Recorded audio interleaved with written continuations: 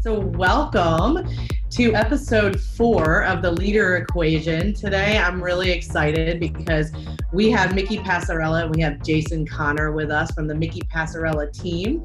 And I'm Linzee Ciprani, owner of Roundtable Real Estate as well as Ciprani Consulting.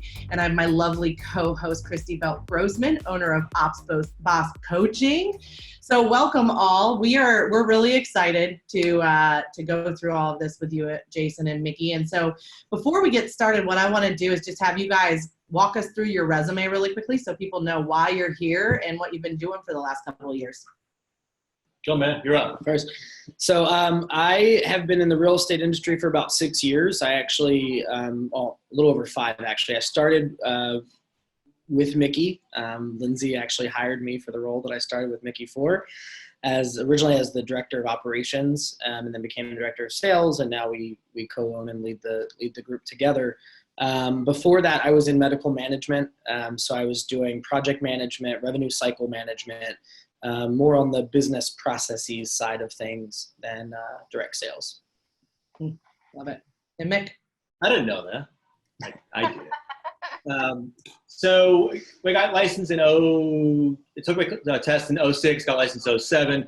Before that was literally digging holes with a general contractor friend. I was in between jobs. So 8 to 5, breaking my back and loving every second of that.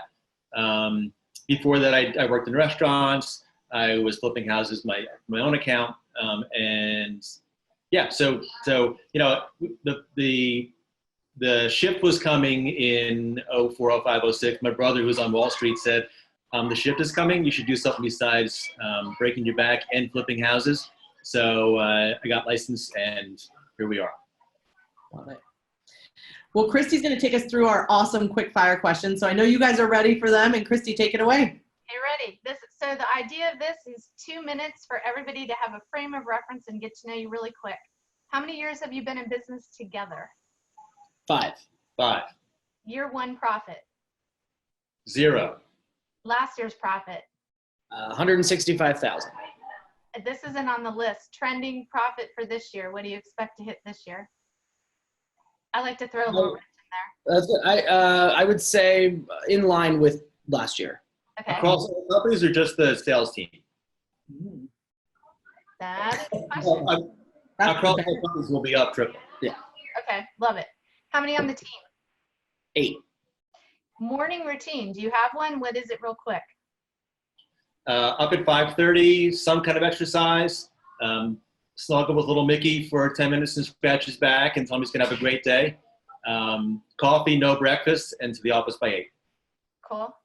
I'm way less disciplined than Mickey when it comes to my morning routine, and I don't trust myself to be by myself. So my morning routine is getting to the office as early as possible and or get on to my first meeting or call so that I get started and enter that frame of mind. So I'm usually up by around 7, and I try to be in the office as early as possible or on my first meeting as early as possible. One of your transparency. One of our values here is that we're real and raw.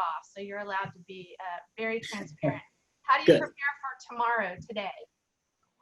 For me, it's mostly just reviewing my calendar the night before just to make sure that I understand where all my meetings are, if there's any prep work that I need to do. I've really tried to just live and die by what's on my calendar. So that's what I do each night. Yep. Review hot lists, move anything I didn't get done to the next day or week, and make sure I didn't screw up the calendar and make sure it makes sense and I know who's on there, and prep that night before if something needs to happen for that day I didn't think of before. Cool. What book has impacted you the most? That always changes. I would say the Red Book when I first got going, the MREA. Later, I would say anything by John Maxwell, coupled with The One Thing. And this week, I would say Profit First. Yeah, love that one. What about you, Jason? The one thing's a consistent go-to for me, as someone who prided myself formerly on being like a multitasker. That's what I do. The principles in that book I constantly need to remind myself of. And then a really small sales book called Go for the No, which I've always liked and I revisit frequently. And it's all just about not being afraid of rejection. So those are my 2. Yeah, we can all use that. Okay, last 2 questions. Number of streams of income for each of you. I have 5. And I have 4. And either your own superpower or tell me what the others, your partner's superpower is. So we'll do the others. Go The ahead. others. I would say, so I would say other than, impeccable, charming looks, like those are all superpowers, of course. I would say I would call him the deal analyzer. Like, I've never met anyone that can just spot analyze something better or more efficiently than this guy here. So, Love Thanks, that. man. I'll call him the For Danalizer for short. there you go. For Jason, I would say that he runs really fast and not always athletically. That's not where I was going. Where Looks can be deceiving. Yes. Well, where I was going was that he's all about yes and. So he can have a one thing in all 7 categories Gary talks about in the one thing and do them all at a high level and squirrel away for a weekend and come back with a GPS business plan that you can't believe, all the while keeping the other 6 one things rolling. So it's pretty impressive. Love that.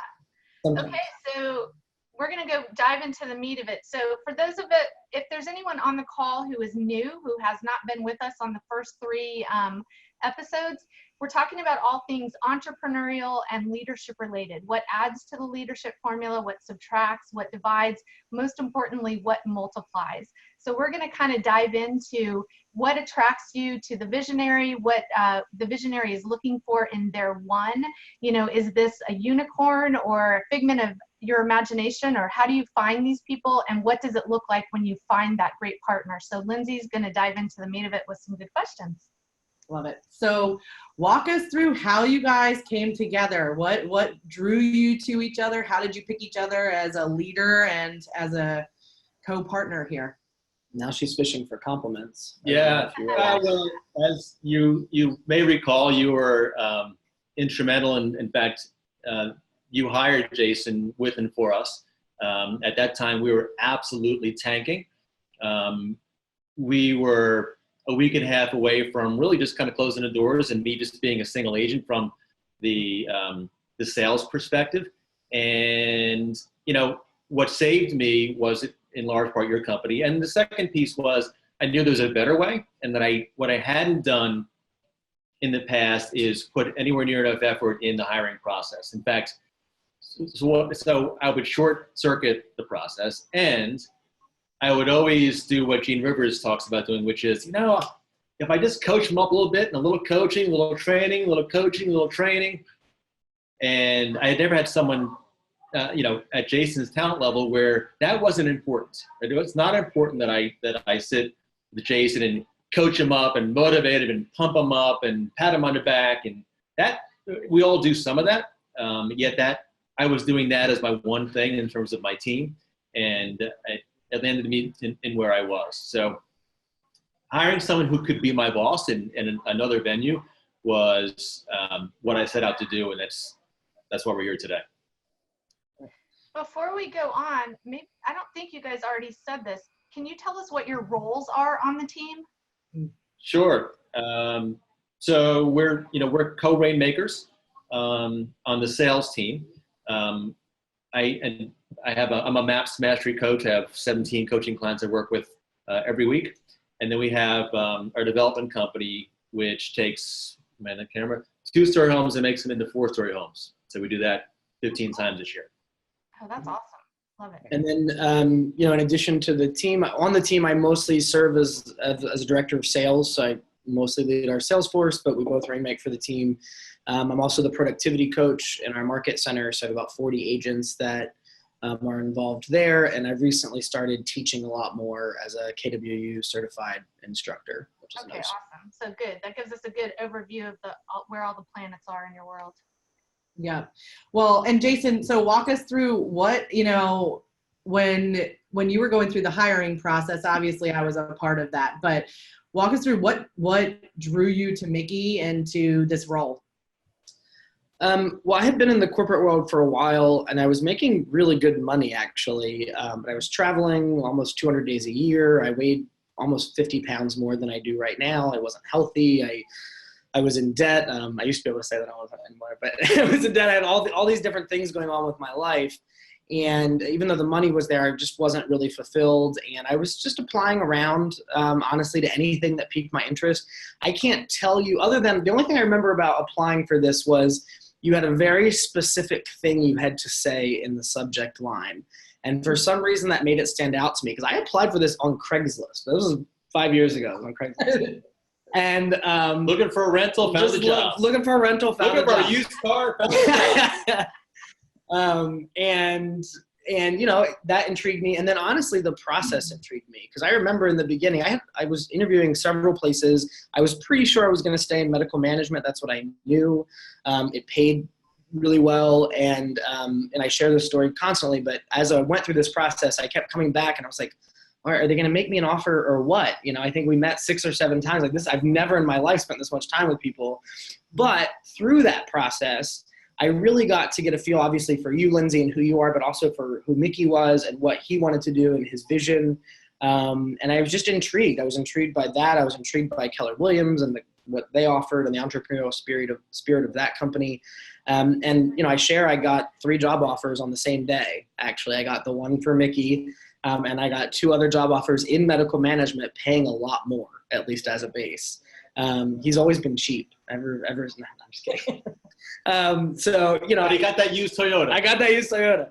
So, you know, it was a little bit of a risk. I didn't know anything about real estate, but in some ways I think that's made this a lot better, because when I came in, Mickey just handed me the red book and then got me into, at that time it was Recruit Select, but now we call it career visioning. So immediately I was given education and tools, and I didn't have any limiting beliefs or bad habits around any of it. So everything that I tried to develop came from proven models. And I think that showed up in our first couple of years for sure. So when you were making that decision where you got offered 2 other jobs with a lot more money, were you drawn to the vision? Were you drawn to the opportunity? Were you drawn to the leader? Probably all of the above, but which was the top thing you were drawn to? Probably the vision. I'd never really, you know, even though I was an entrepreneur, I owned my own little consulting company.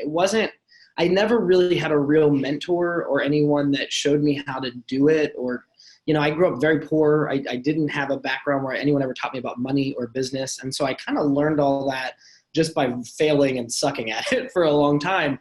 And so here was this guy that had it together, you know, and had done some of this stuff, and was offering to be a mentor and teach me how to do it. And that was really different and new to me. So I was really intrigued by the vision. And that kind of that coach, having that person, for sure. I was going to say, was it totally scary to bring somebody of his caliber? Like, once you actually had him in the position and saw what he was capable of, what did that feel like as a leader? I had to speed up. I mean, I had to really speed up. You know, in coaching, we have Diana Kokoska's got a great phrase, which is, you know, when you start coaching, are you willing to change the world? And the answer is yes. And she says, that's great. I'm willing to start with yourself. In other words, can you change yourself fast enough to help change the world? And I had to get to different around that. I mean, we were failing, and it was on me. It was my fault. So I needed to get the difference in where I showed up as a leader. And the first step was to get to grabbing someone like Jason. Yet that didn't change me as a person. I needed to continue to change and grow as a leader and raise my lid and get into the John Maxwell's and you know, realizing that Gary says it all the time, success leaves clues. And people that had gotten to where I had gotten and then tanked back down to where I was. I mean, I'd done $23.5 million by myself. And so I thought I had it made.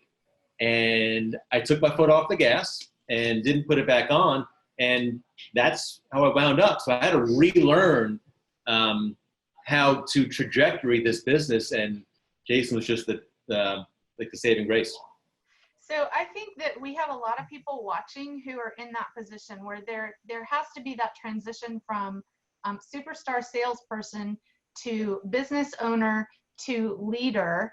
And so you talked about John Maxwell and coaching. Like, give us more granular. What did that look like for you? Because what can people watching actually go back and do? So I can go to classes, I can read the books, but how does it translate from the book to the life of my business?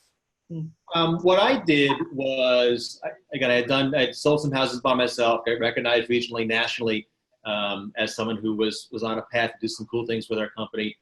And then I did what Gary says not to do, which is take your foot off the gas. And so if I'm coaching someone who might be in a similar position from where I was in 2010, it's that you can't stop growing. And if the company and you are not growing, you're dying. And so I didn't understand that. I've heard it before. I just wasn't living that. And so I could take my foot off the gas from a daily activities perspective, and that they changed. I had built a big team at that point in time. I was, 25 million to 100 million was I thought what I was going to do. Built a team of 10. We had an ISA department making 10 or 15,000 phone calls a week. We're building a big organization, and it attracted big talent. What I didn't do is stay engaged in attracting the right talent. We're attracting way too much talent. And then I take my foot off the gas in terms of relationships with my database. And that's probably the biggest thing I did wrong, which, having screwed everything else up, that may have saved me earlier, which was stay in contact with my database and my high-level relationships, the people that helped get me to where I was in 2010. I didn't treat those people with the respect that they deserved. And so I got what I deserved, which was not enough people to help me get to where I intended to go. So again, you asked me what's the action steps. The action steps are continue to nurture and build we call them the core advocates in your world and in your sphere, such that you give back to them in such a way that they give back to you, and that gets better and better and better. And I just forgot that, or didn't get that lesson early on. And I would say from the other end, the other perspective of it, what Mickey did so well, I'm sure he realizes it, but he practices what he preaches. So you're never going to be able to attract talent into your world if you're not willing to do the things that you're asking them to do. And I've never once in all the time that we've worked together heard him ask me to do something or to coach me to something that I know he isn't, at least, not that we're all perfect, we all make mistakes constantly, but that he's not at least trying to do or striving to do.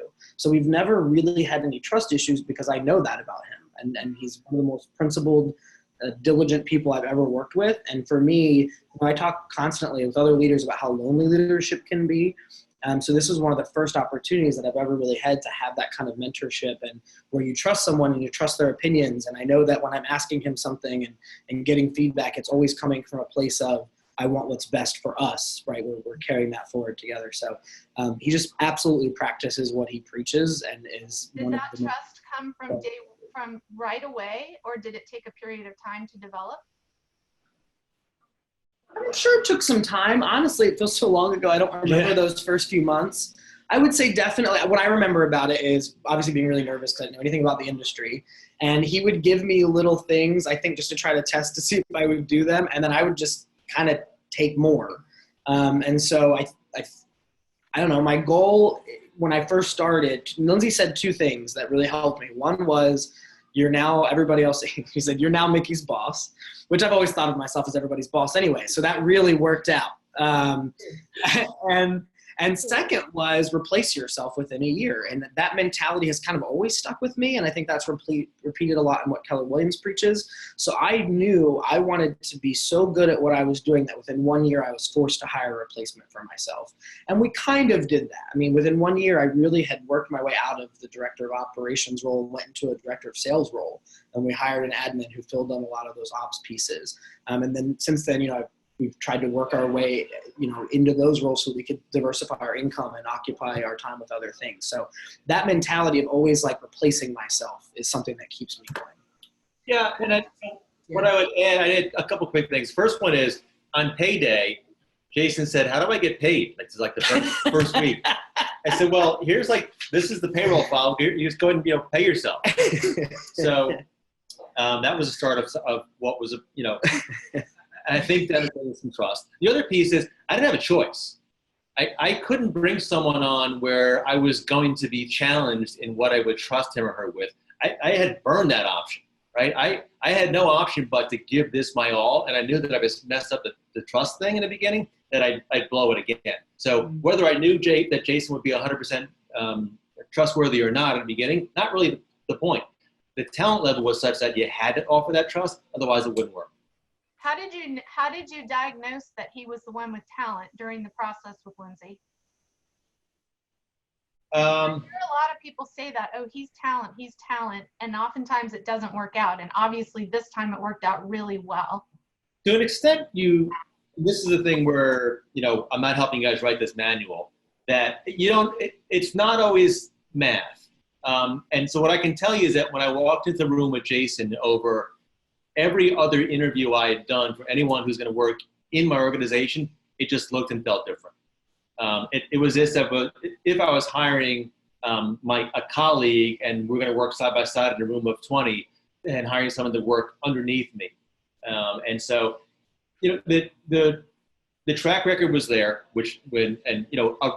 owning healthcare businesses. I'd never interviewed someone like that before, let alone hired someone like that. And this will be something your viewers can understand, I think, is that people who are talented just show up differently. They have great answers to questions. They're thinking about the next question before they say the first one. They listen. They ask pointed questions that you would ask in the same interview. So he showed up as someone who I knew could do the things that I should be doing and beyond, and it wasn't hard to recognize. Yeah, showed up as a leader. Yeah. Well, one other person, and then this might be where you're going, Linzee.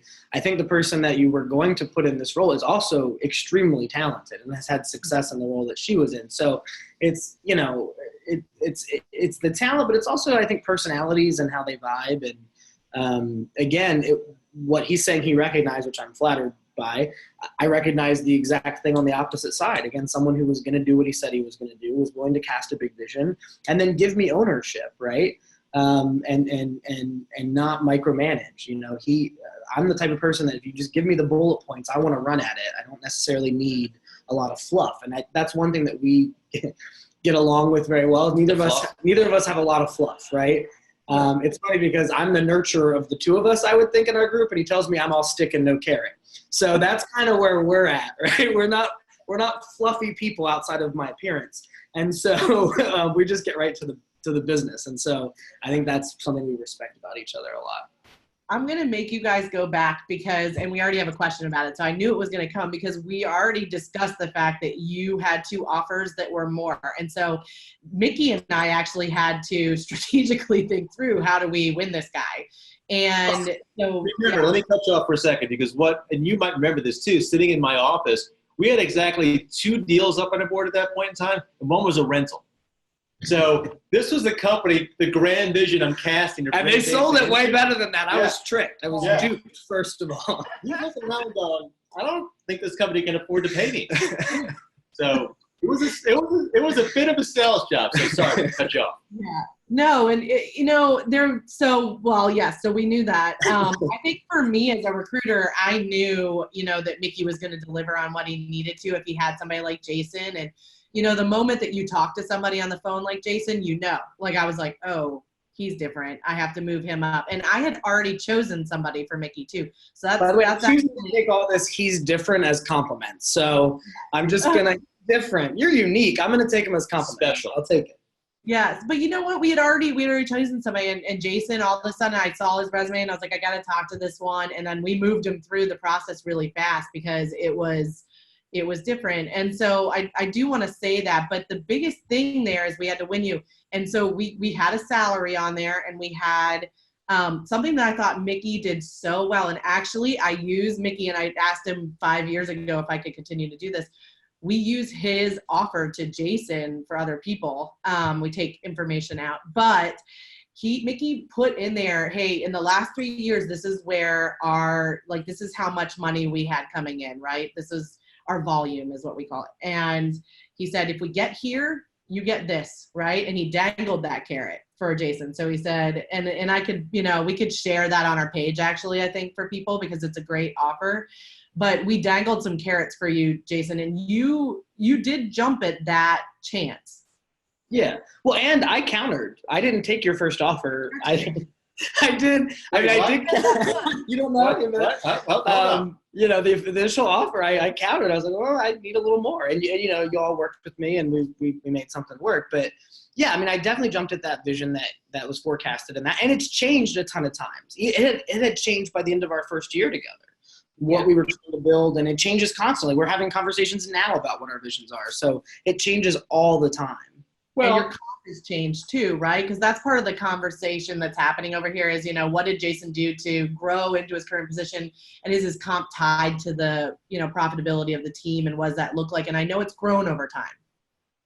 For sure. And, back on the comp thing, he did counter. I don't remember the exact deals. I remember he countered.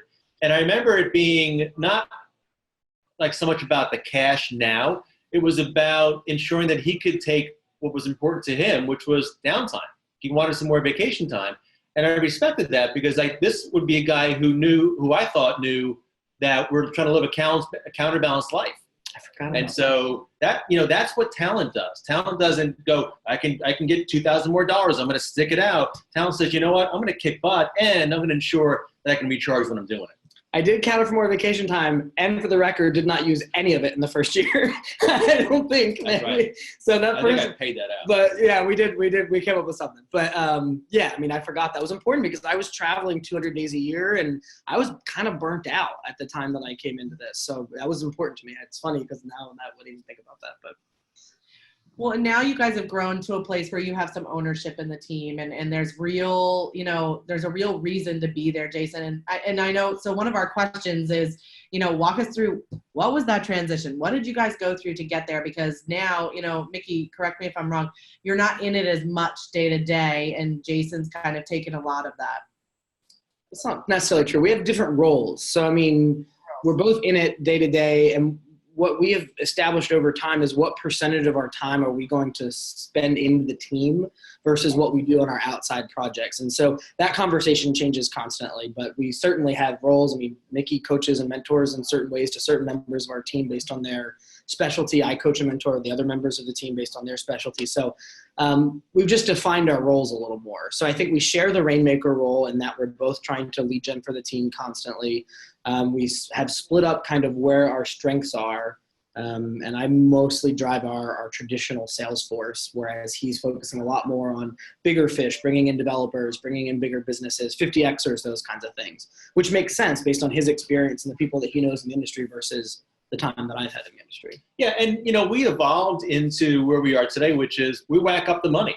We whack up the profit and share it 50-50. And because, we're almost 200 times better than we were, or 2 times better than we were when we first started, and like 3 times better than we were profit-wise. And so that's worth whatever investment I've got to put back, a sizable investment to ensure that I can do the other 1 things I've set aside in the other 6 circles. So it's an investment. And the same for me. And I think that, if you don't mind, I'll share it. Like a couple of years ago, because of the way Keller Williams works, it's so open book, right?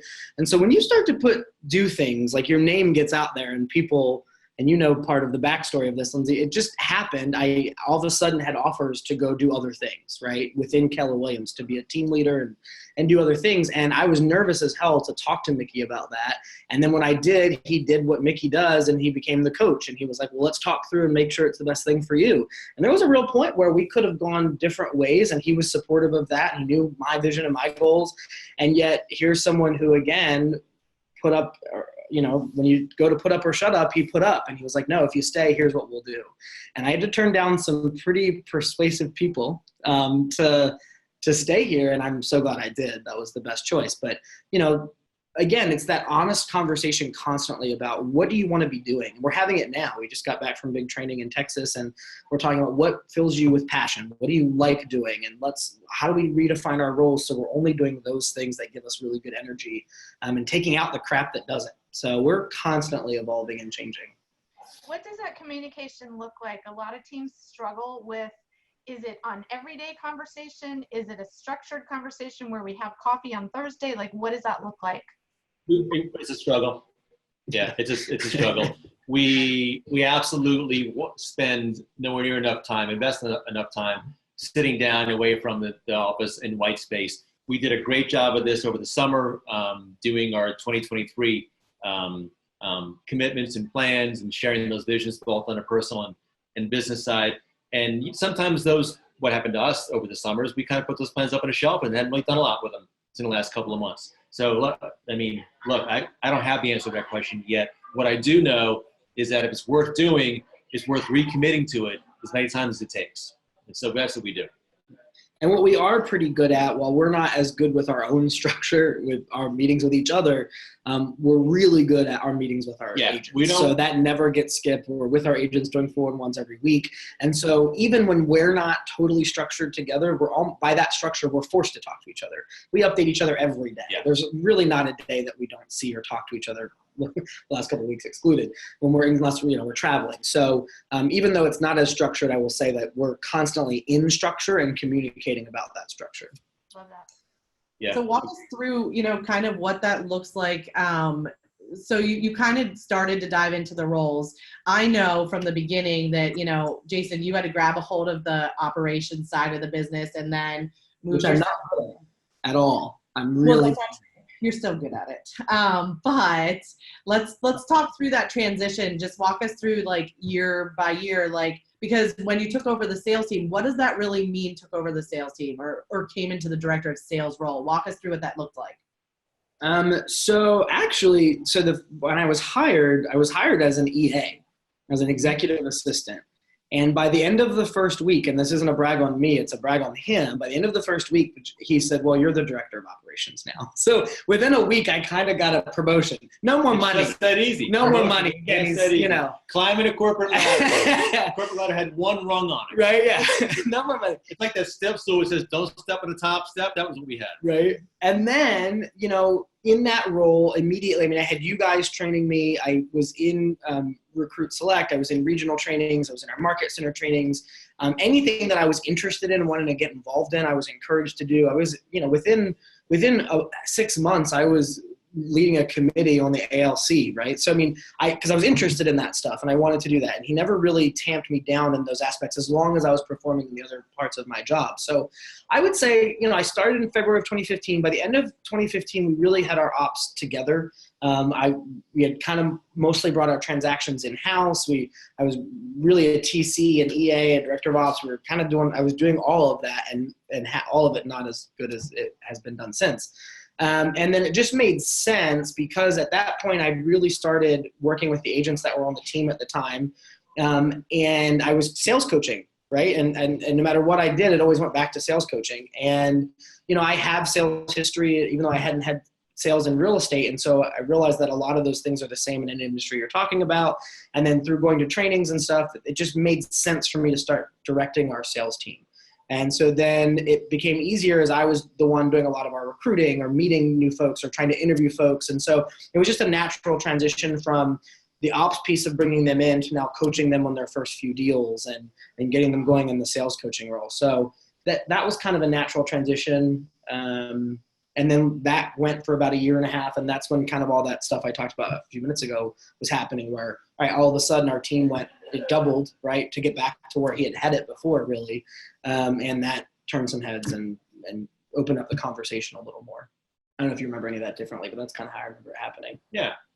It took about a year to get going on the ops piece and then about a year to get going on the sales piece as well. What I'll add is that I've purposefully stepped back into the roles that were making me the success I was back in 2009 and 10. I happen to be a pretty good salesperson, and I'm decent in front of a smaller crowd in terms of education. And so while I'm not the lead buyer specialist anymore, I absolutely am more engaged with the sales process than I ever was, because that's what leaders do. Right? Gary says that you set the vision and then take a position. And if we're not where we need to be from a sales perspective, I need to get back in and do some sales. Whether, I'm not driving bars around the back of my car now, but if I have to, I'll do that. And Same. So that wasn't my understanding in 2010, 11 when I began to fail. And I learned that again late, yet as I take back roles that I was great at, I can choose not to give them up if I choose to, yet not use that as a benchmark of success. In other words, I felt that if I didn't get to sell any houses anymore, I had reached the pinnacle. And that's just not it. I just had the wrong idea. And so now our benchmarks for success are much different, and they look a lot like developing talent versus me not having to be in sales because I got people doing it for me. That didn't last. It wasn't durable, and wasn't. You took your ego out of the equation. Mhm. Sorry. You took your ego out of the equation. Yeah, it was there for a long time. So if I was gonna, in the beginning, you guys asked what our superpowers were. And if I had to do my own superpower, it was going to be that I finally learned to tamp down my ego and stay humble, right? Humble, hungry, and smart. And so I learned that over time. I wasn't born with that, I can tell you.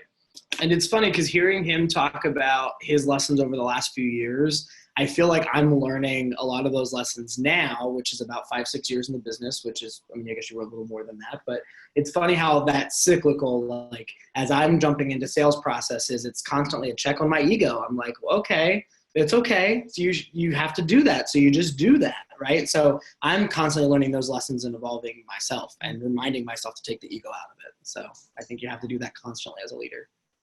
One of my favorite things about you guys is that, when Jason came in and really started learning and it was allowed to go to all the trainings and all that stuff, Recruit Select, career visioning was a big part. And you guys were one of the first people that I really saw implement red light, green light. And I'm going to kind of leave it at that and allow you to talk about recruiting agents and what that really looked like for you and saying no to the people that just didn't make it through that process. And I still think that you guys are in that same place, right?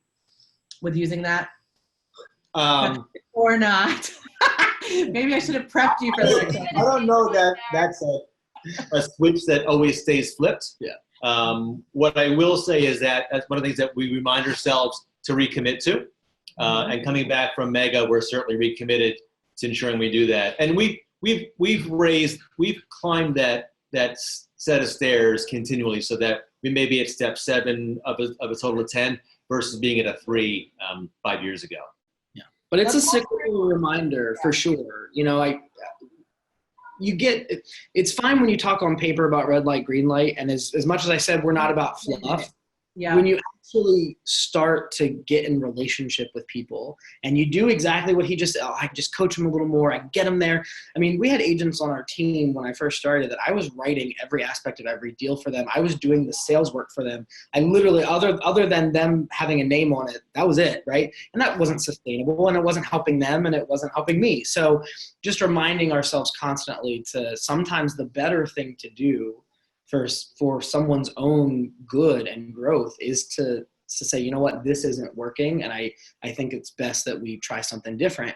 And since we've done that, and every time we do it, I've had at least two people thank me, right, for cutting them from the team because they've now established themselves either in another industry or as a solo agent and said, I wouldn't have done this if it hadn't have been for you kicking my butt and saying, get out, you got to do better. So, but it's a lesson we learn constantly again and again.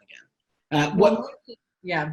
I was going to say, let me just say that red light, green light for anybody who's watching and doesn't understand what the heck we're talking about right now is, Jason and Mickey put together goals for the first 30 days, 60 days, and 90 days for their agents as well as operations team.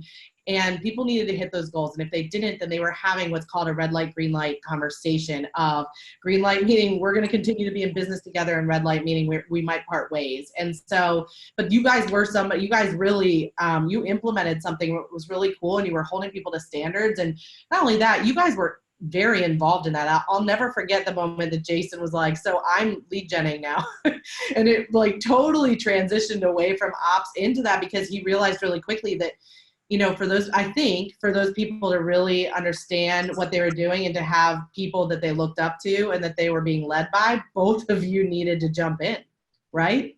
Well, and there's some credibility. It's really hard to coach people through real estate sales if you don't have any real estate sales, and at this point, after several years, I've got plenty. I mean, I can show that I'm experienced, as does obviously Mickey, but I will say the two things that we've come to that we've tried to stick through now consistently, and believe it or not, as dumb as this sounds, these were not our standards. So our two standards now for people on the team are, number one, do we like them? Do I want to spend any time with them? And we were adding people that now looking back, I wasn't a big fan of their attitude, who they were, but they could sell, right? And the second thing is, would we personally buy a house from them just based on our interactions? Like, would I use this person as my agent? And as simple as that sounds, we constantly forgot those two things. And we would add people who really didn't pass either of those tests. And so now we try to always remind ourselves of those when we're talking to new people or new talent. Do they pass those two things? And if not, then forget it. Yeah, and what allows us to do that from a belief perspective is that if they don't work out, we'll just do it ourselves. Yeah. And 3 years ago, I know I wouldn't have said that. And so it really wasn't an option to come back in the office and say, you know what, we're violating our standards by keeping these 3 agents. So we need to part ways today, all 3 of you guys, and thank you very much. And it's totally on me. I'm sorry. I couldn't do that then because I wasn't willing to do what it would take to keep things going. So taking, like Christy said, taking the ego out of it and saying, it doesn't matter what this takes, we're going to do what it takes to do what we have to do, and then attract talent and the right talent as a result of doing that. You know, I remember looking back about what I did well. What I did do well in 2007, 8, 9, and 10 was I was a lead generating machine. And I would stand up and I would dial and I would talk to lots of people and set lots of appointments. And the agents we attracted then and hired to work with the team then saw me doing that every day. And so that's what would happen. That's what they thought they should do. It wasn't me telling them what to do. They saw me doing it. And so I lost some of that along the way. And so going back to that is a pretty powerful and at this point, pretty simple way to say, this is how to be really successful. Just do what I do for a couple hours.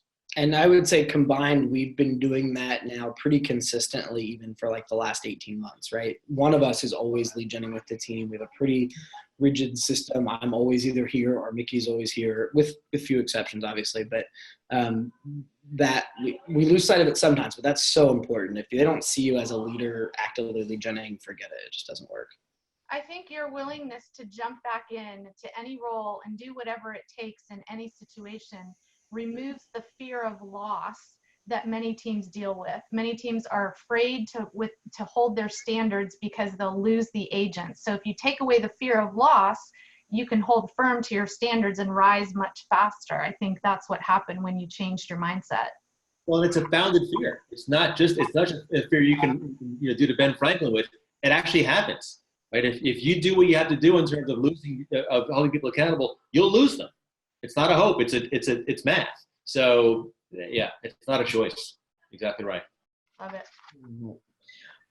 So walk me through what you guys believe was the biggest challenge in coming together. I know, Mickey, we kind of talked a little bit about yours already, but if you really had to say, hey, we went through this together and it was one of our biggest challenges together. And then I want to ask the flip side of that too, what was something that you guys did together that was like, man, this was awesome, and you got a ton of energy and excitement out of it? I'll go first. One of the things I would say that was the challenge, and we've done this repeatedly, so this is not about any one particular person, I'll clarify that, is consistently getting tied up in someone's production as their only value, and not realizing that sometimes attitude and energy and culture and all those things, while not as tangible, are just as important, if not more important, really. And so I think the challenge has been, and we've done this, we fail at this constantly, is looking at people in that way and a bigger picture and going, it's not just about, can you sell some houses? It's about, do people respect you while you do it? Do they like you? Do we all get along? Is this working? And so we've been too slow on some of those things, and I'll own that, just making the right decision and going. So that's been a challenge. We've gone through that cyclically probably 2 or 3 times actually with changes that probably should have been made quicker than they were. Yeah. If we asked your team right now, what are the 3 values that define your team, what would they tell us? That's a good question. What we're working towards, and they're on board with this, is to create a database of forever clients who we work harder to help them in their world as they help us in our world. And so it's not 3, that's the 1. And so everything we do revolves around that pursuit, and there's nothing else worth working for than that.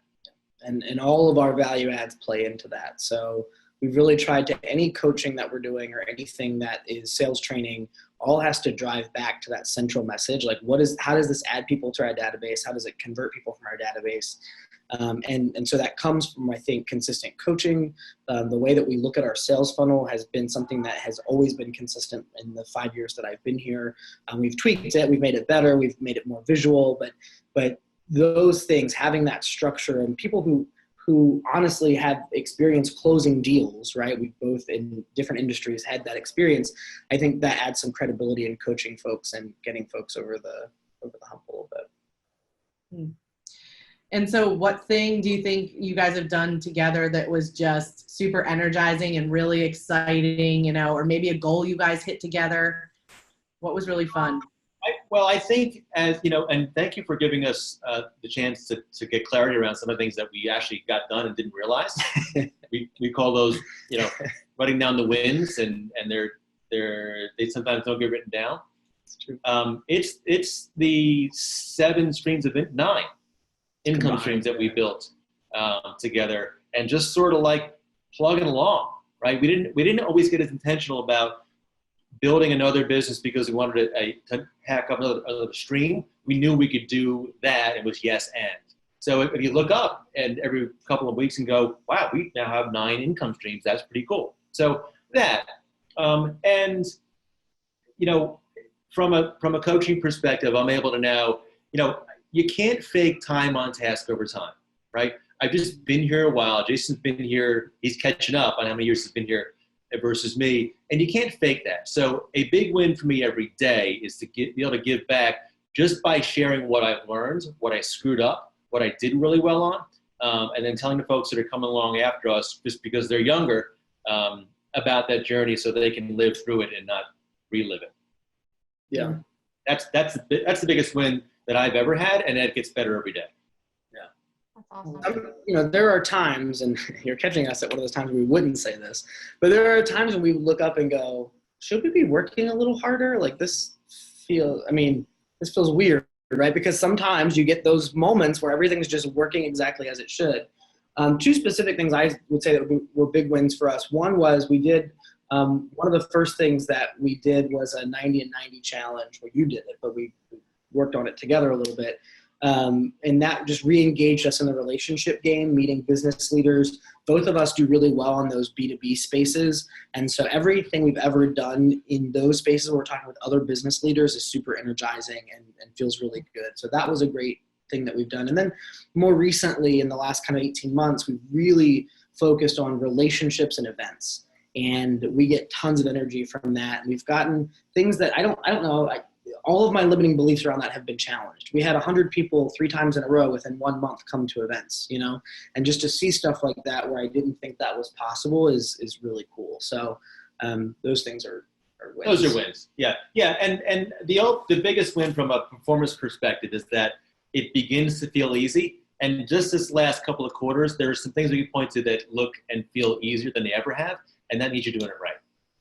Love that. Can I go back to, Linzee, hold me up if you have a question, but I wanted to go back to what I thought I heard one of you say earlier, which is we did our 2023 plan. Did I hear you say that? Can you walk us around what that looks like as 2 leaders together? Like, was that off-site? Was that on-site? Was that 2 days? Was that an hour? We've done that both ways. This recent exercise was actually here in the office. Early on, when nobody was in the office yet, we reserved a space with like 25 feet worth of whiteboard, and just got raw about what we intended to have, including that we may not be working on a sales team forever. And so if you talk about the challenges with doing a 2023 goal, if it doesn't include being glued to being in real estate sales for 30 more years, you have to say that. And if you look at how our company deals with advancement, progression, and challenges, that's how we do it. It's now that I've done this, what's now possible? And it may be that we wind up in sales for 10 more years. It may be that we take on another partner who says, I want to be in sales forever, and here's how I'm going to grow it to. So those are the conversations that we have around those 2023 goals. And they also include things like how much money you have in the bank, how many days you want to work, where have you traveled, how good a baseball player is your son? How many times do you go date nights with your wife? So those are the things that make it to that sheet, and sometimes they don't always. In the past, they haven't always been that important. So yeah, we learned that. I think that's really, really important. Love that you did that. Yeah, it's really good. And, I think what's important to even think through that is that you guys are open to bringing other people on that might have, that might want a partner in certain aspects. What I love about you is that you also are very passionate about coaching. That has come up so many times. And I know that, we've got Jason as a productivity coach, and, Mickey, you're coaching for MAPS. And so walk us through, how do you do that and what you're doing right now? And I know you guys are a great partnership, and so that allows you to do some of that, but walk us through what that looks like. It's not complex. It's a very purposeful time block. And I'm really good at making sure that what I'm doing is on my calendar, and that enough of what's on a calendar is revenue producing for the team, such that I can justify doing other things that don't provide cash for the checking account for the team on a weekly basis. So it's just being very purposeful on your time block. And, on Tuesday and Thursday I coach. And Tuesday I have 11 people I coach on Tuesday. And there's no downtime. Right? There's go to the restroom time. There's eat a sandwich and a carrot stick time. Yet it's game on. And the team knows that, because they also know that when I'm on with lead generation or co-hosting an open house for support or doing a call through our database, then that's what I'm doing then. And I'm not coaching. So I'm not multitasking. We're time blocked. Which is a good example for the team. Mm-hmm. Yeah, I totally agree. And I think having those conversations, like the whiteboard conversations, and really saying, well, what do you want to do, what's important to you, makes those how we divide our time with the team and in other roles easier, because we know. And I think a lot of partnerships don't have those conversations because it's scary. Because like Mickey said, your partner could go, you know what, I actually hate what we're doing right now. I don't want to do it anymore. I don't want to open up a chance for Jason to quit this week. So we're not just not going to talk about it. That's not super easy. You have to talk about it. And so we've been, which is a reminder we should do it even more, but like we've been pretty good about just being open with what we want to do. And without needing to, we've kind of built very similar schedules. I do most of my other stuff on Tuesdays and Thursdays as well, so Monday, Wednesday, Fridays, we're kind of with the team. And so the other thing I would say is, at least, I would say for both of us, there's the certain minimum that has to happen on the team always takes precedence over everything else. As long as that is our primary business and our primary source of income, that has to. So you don't really get to do all the other things you want to do if you're not performing in what has to happen for the. You earn the other opportunities. Yeah. What does it look like for you guys to find other leaders for your businesses who could be your boss? It looks like treating every conversation with people who we at least think initially are talent as partnership conversations, right? Gary talks a lot about the Trammell Crow model, which I'm not going to do it justice by giving us the math. Yet essentially it's, listen, if you come onto the team and build it to X, I'll give you 20% of what you build. And so it's not someone working necessarily on the team and doing what we say on a 10-hour basis. It's, here's the size of the opportunity. Where do you see yourself in the opportunity? And then when you grow it to where you say you'll grow it, you get a chunk. And if not, there's not much to talk about. And so as we get better, those conversations are more frequent, and the empire keeper conversations are less. Right? We've got virtual assistants who do a great job for us and work for a lot less money every week. They're much less expensive, and so they're empire keepers, and then the expenses for empire keepers are much less. So if we invest our conversations in people that could get and understand a partnership piece and run with that opportunity, don't need to be managed, then we're better for it. And so we do it. Where are those conversations happening? Everywhere. It's not, it's like Lance Loken talks about, they're recruiting all the time. They're in a restaurant, they're recruiting the server. And so we're not, that, if I'm coachable, and I hope that I am, that probably is an opportunity for us, is to be more purposeful in the B2B space looking for those people. Right now, we're looking from everywhere. And what my conversation has changed, and actually Lance Logan was a pretty big influence on me as well. They came and spoke at our office about a year ago and talked about how, it opened my mindset around talent. And he talked about how if he met talented people in other industries, he would still begin to implant the idea like, hey, we're going to work together one day. We're going to work together one day. And so I've been doing that. And we've had people enter our lives already from that. Some of them worked out, some of them have not. But that is changing that conversation. The other thing is, I think when I first started and I was recruiting agents, I felt like I was selling them. I really was like, oh, you got to come. This is why you got to sell. I got to sell. And now I just have really vulnerable, open, honest business conversations and talk about the potential, just like Mickey said, the growth. And the right people are attracted to that. And the ones who aren't, I probably don't need to work with them anyway. And so I don't sell it. I just, here's where we are. Here's where I want to go. Here's where my passions are. What are your passions, right? And then having those conversations. And that's honestly what the CV or career visioning process is all about anyway, is getting into that relationship where you can really understand each other's vision and see if there's a tie-in. Yep, love it. So we have 3 minutes left, and I want to respect everybody's time, but I think that we would get smacked if we don't actually give you guys the opportunity to really talk about what's probably the coolest thing about you guys, and that's how do you find the talent, keep the talent for years? And so, Mickey, if you had to leave people with, we come across, Christy and I especially, come across so many agents that are so afraid to bring that talent in and to continue to have what they would consider hard conversations about, hey, I need this to stay and to continue to grow. What would you leave them, both of you, what would you leave them with? Like, how do you do this and what does that look like?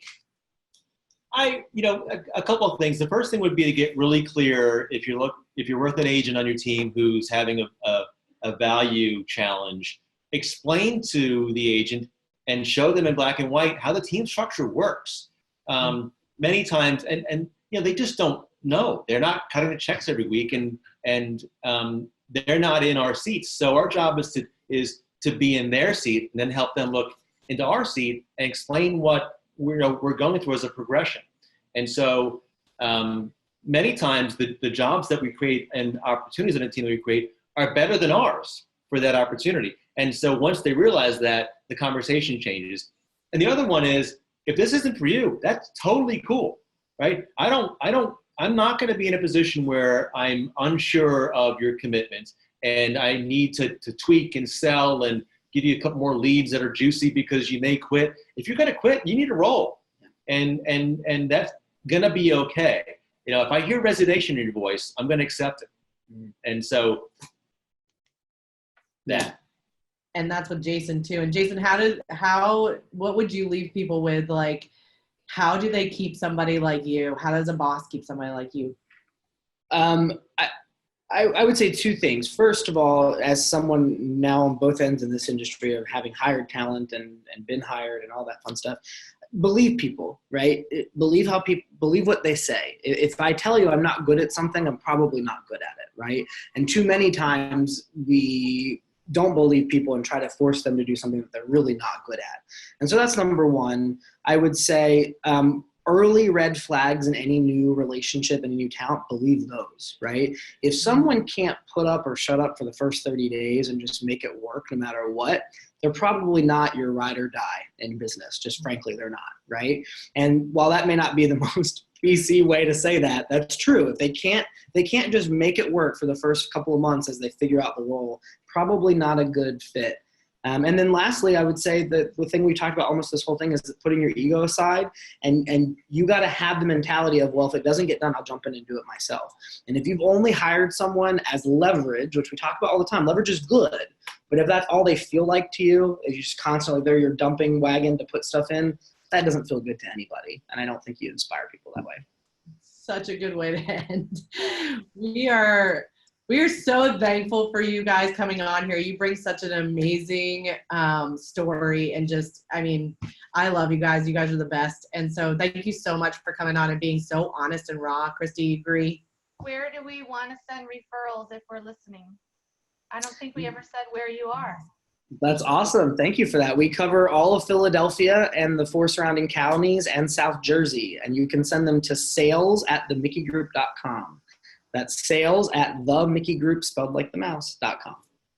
Love it. Or the face page. You can find us on the face page. We're on the face page. I love it. Thank you. Thank you guys. We really appreciate you being Thank you so much. You guys are doing a great job here. Keep it up. Whatever you do to support, let us know. We're big, big fans, as you know. Thank you. Bye, guys. Thanks, guys. All right, I think we're off. Yeah. We're off live.